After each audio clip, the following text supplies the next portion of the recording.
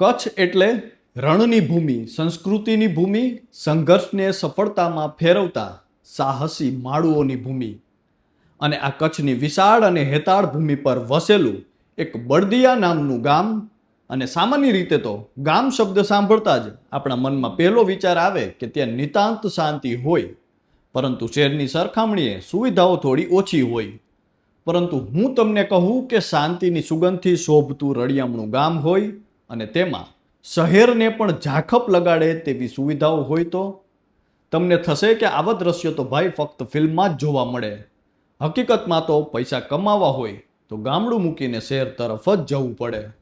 પરંતુ થોભો 1213 કરોડની બેંકમાં બાંધી મુદતની થાપણો, 8 બેંકો, અનેક કરોડપતિ લોકો, માથાદીઠ થાપણ 15 લાખ, સ્વચ્છ રસ્તાઓ, આલિશાન બંગલાઓ, સીસીટીવી કેમેરાઓ વગેરે વગેરે વગેરે. આ સુવિધાઓ વિશે સાંભળીને તમે પણ આશ્ચર્યચકિત થઈ જશો.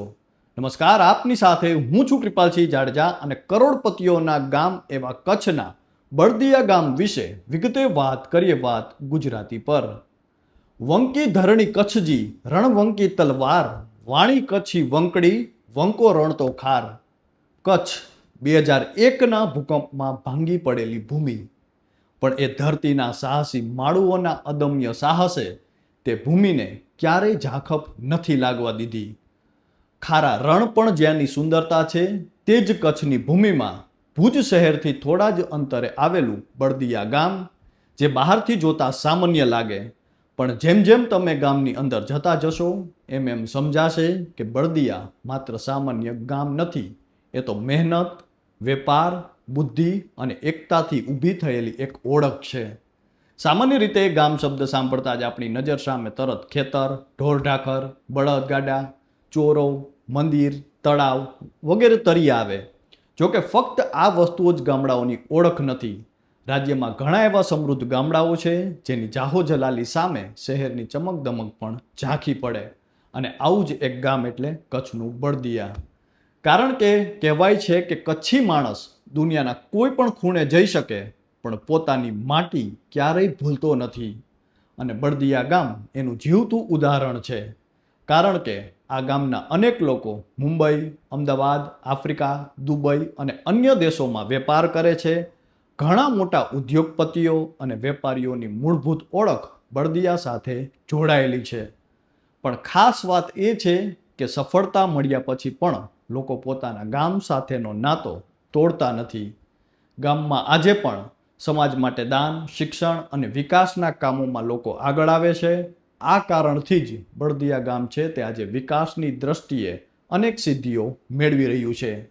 અહીંના રસ્તાઓ, ઘરો અને સુવિધાઓ જોતા ઘણા લોકોને પ્રથમ નજરે લાગે કે આ કોઈ નાનું શહેર હશે, પણ ગામની અંદર હજુ પણ કચ્છી સંસ્કૃતિની સુગંધ જીવંત છે.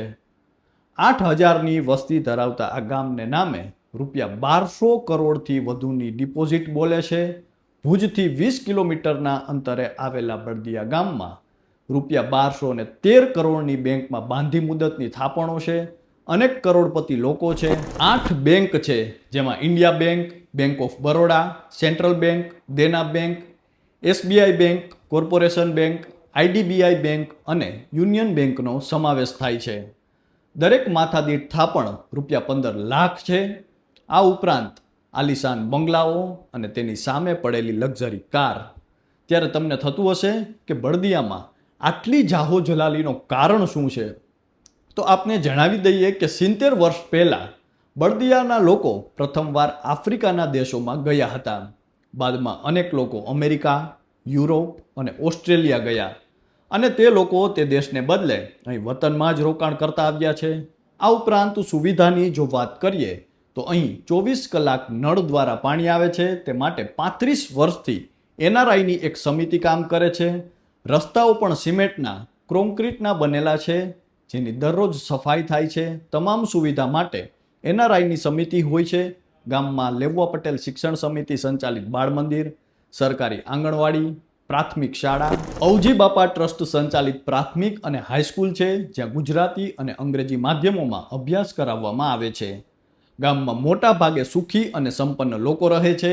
આ ઉપરાંત એક મોટી હોસ્પિટલ પણ છે, વિદેશોમાં પણ આ ગામના લોકોએ સંગઠન બનાવ્યું છે, જ્યાં વખતો વખત ગામની સમસ્યાઓ અંગે ચિંતન કરવામાં આવે છે.